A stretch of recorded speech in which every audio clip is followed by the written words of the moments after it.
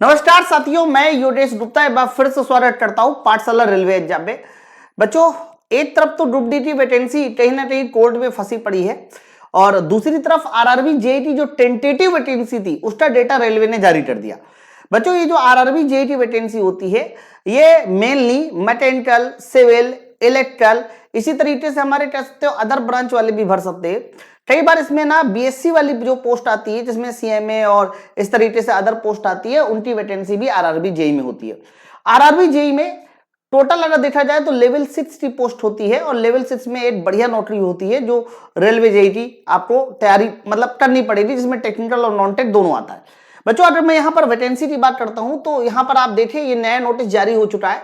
Railway Bharat government of India, ministry of railway board और new Delhi, और ये नोटिस देखिए 18/9/2025 का है। ओके, अब यहां से अगर देखिए जाए तो the general manager all zonal railway and PUs, फिर आगे देखिए सब्जेक्ट जो लिखा हुआ है approved vacancy of JE DMS CMA pay level 6 for notification in 2025 reference railway board letter number this, यानी इस लेटर नंबर दिस के बाद जो है सभी रेलवे जोनल से ये वैकेंसी का डेटा जारी किया गया।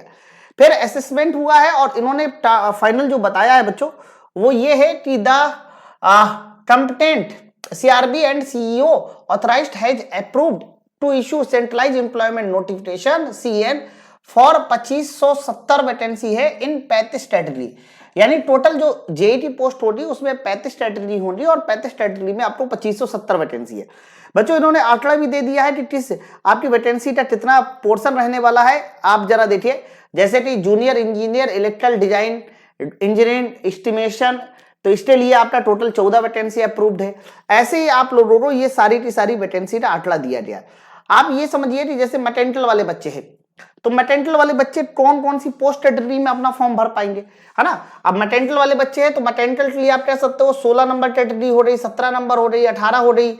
इसी तरीके से जिन्होंने मैकेनिकल में डिप्लोमा या बीटेक कर रखा है बच्चों, ये सब उन कैटेगरी पर आपने अपने फॉर्म भर पाएंगे। तो मैकेनिकल के लिए यहां तक कैटेगरी है। तो टोटल मेरे कहने का मतलब यह है कि अगर आपको इंडिविजुअल लेवल पे जानना है कि मैकेनिकल की कितनी वैकेंसी है तो ये जहां जहां पोस्ट कैटेगरी है ना, इन सभी पोस्ट कैटेगरी को उठा के जोड़ लीजिएगा। जब इन सभी को उठा के जोड़ लेंगे तो total number of vacancy in mechanical branch आपको पता चल जाएगा। ओके, इसी तरीके से आपको जिस भी ट्रेड अर्थात जिस भी ब्रांच में जानना है कि कितनी वैकेंसी है वो वैकेंसी इन सबको जोड़ने पर पता चल जाएगी। बच्चों, यहां पर एक और चीज क्लियर हो रही है कि जो डीएमएस की वैकेंसी होने वाली है ये हमारी टोटल 195 है, ये आप लोगों को दिखाई दे रहा है। ओके बच्चों, अगर और नीचे आते हैं तो यहाँ पर कुछ और आंकड़ा बहुत ज्यादा नहीं है, मतलब नीचे आप आएंगे तो वही सब बातें लिखी हुई है जो पहले लिखी होती है ना, ये सारी बातें। तो ये सबसे एकदम क्लियर हो गया है कि बहुत जल्दी जो है अब आपका फॉर्म भरने की स्टार्टिंग होने वाली है। हो सकता है ये नंबर ऑफ वैकेंसी थोड़ी बढ़ भी जाए, बढ़ इसलिए जा सकती है क्योंकि शुरुआत में अंदाजा लगाया जा रहा था कि ये वैकेंसी जो है वो 5000 6000 के आसपास आनी चाहिए, लेकिन 2570 है तो बढ़ भी सकती है। तो आप सब लोग अपनी तैयारी एकदम शुरू कर दीजिए, सीबीटी 1 की तैयारी शुरू कर दीजिए, सीबीटी 2 की तैयारी शुरू कर दीजिए। एक और खास बात बता दूं कि अभी ना चूंकि टेंटेटिव वैकेंसी का आंकड़ा जारी हो गया है तो हम लोगों का जो माई पाठशाला एप्लीकेशन पे सीबीटी 1 और सीबीटी 2 का बैच चल रहा है उसमें हम लोगों ने भारी डिस्काउंट दे दिया है। मतलब जो सीबीटी 1 का बैच चल है जिसमें 100 क्वेश्चन आते हैं और 100 क्वेश्चन में से सबसे इंपॉर्टेंट रोल साइंस का होता है, वो सीबीटी 1 का बैच सिर्फ और सिर्फ 499 में।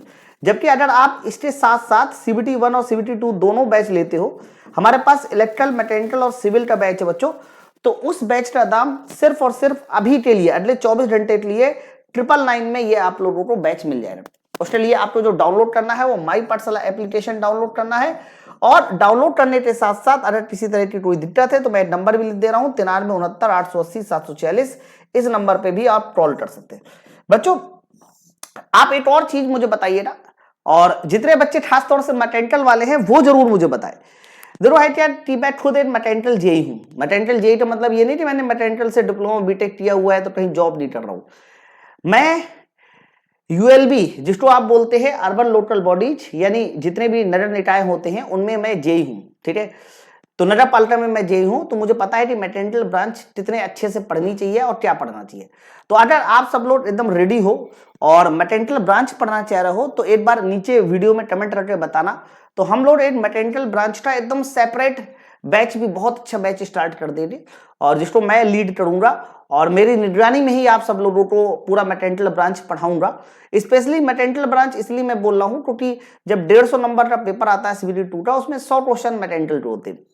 बहुत सारे लोग जिनका मैकेनिकल बहुत अच्छा नहीं हो पाता या फिर वो हिंदी इंग्लिश वाला थोड़ा इशू रहता है जिसकी वजह से उनका ब्रांच पेपर अच्छा नहीं हो पाता और पेपर खराब हो जाता है। ठीक है, तो जेई में दिक्कत क्या आती है बच्चों के साथ, उनका सीबीटी 1 बहुत अच्छे से निकल जाता है, लेकिन जब सीबीटी 2 की बारी आती है ना तो थोड़ी सी तकलीफ होती है।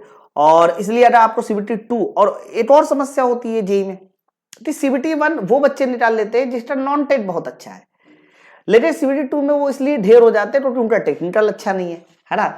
और सीबीटी 1 वो बच्चे नहीं निकाल पाते जिनका टेक्निकल बहुत अच्छा है, और मतलब थोड़ा सा कहीं ना कहीं उल्टा सीधा है, कोई बात नहीं। तो फिलहाल आप लोगों को अगर जेई में वैकेंसी में एक सीट पट्टी करनी है तो मुझे लगता है कि आप लोगों को टेक्निकल और नॉन टेक दोनों मजबूत करना चाहिए, इसलिए ये दोनों बैच आप एप्लीकेशन पे जाके ले सकते हैं।